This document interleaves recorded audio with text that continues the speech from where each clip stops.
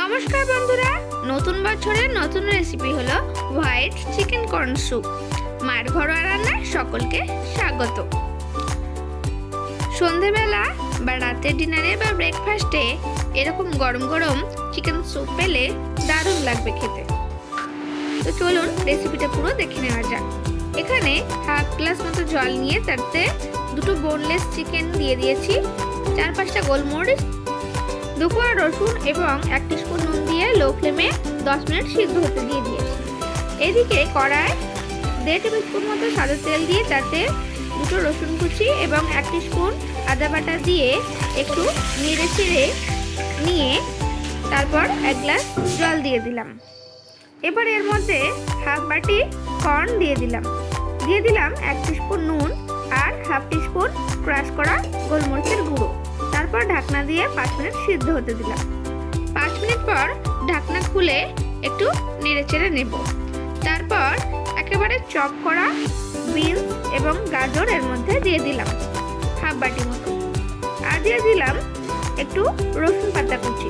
তারপর আবারও 5 মিনিট সিদ্ধ হতে দিলাম ঢাকনা দিয়ে। এদিকে সিদ্ধ করা চিকেনটা একটি ছোট থালা তুলে নিয়ে সেটাকে ভালোভাবে সেট করে নিচ্ছি এভাবে কাঁটা চামচের মাধ্যমে।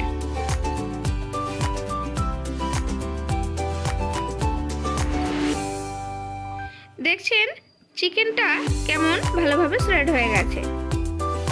এদিকে কড়ায় সমস্ত ভেজিটেবলগুলো সিদ্ধ হয়ে গেছে। এবার এর মধ্যে চিকেনগুলো দিয়ে দিলাম।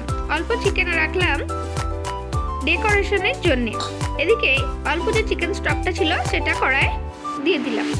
এদিকে 1 কাপ দুধে 1 টেবিল চামচ কর্নফ্লাওয়ার ভালোভাবে গুলে নিলাম। দুধটা অবশ্যই হালকা গরম হতে হবে।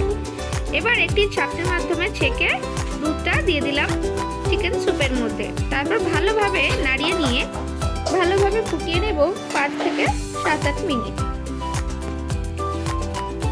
স্যুপটা একটু ঘন হয়ে আসা পর্যন্ত অপেক্ষা করব। ব্যাস, স্যুপটা এবার ঘন হয়ে এসেছে। আমাদের স্যুপটা কিন্তু সার্ভ করার জন্য রেডি। এবার একটা বাটি নিয়ে নেব এবং তার মধ্যে স্যুপটা পরিবেশন করে নেব।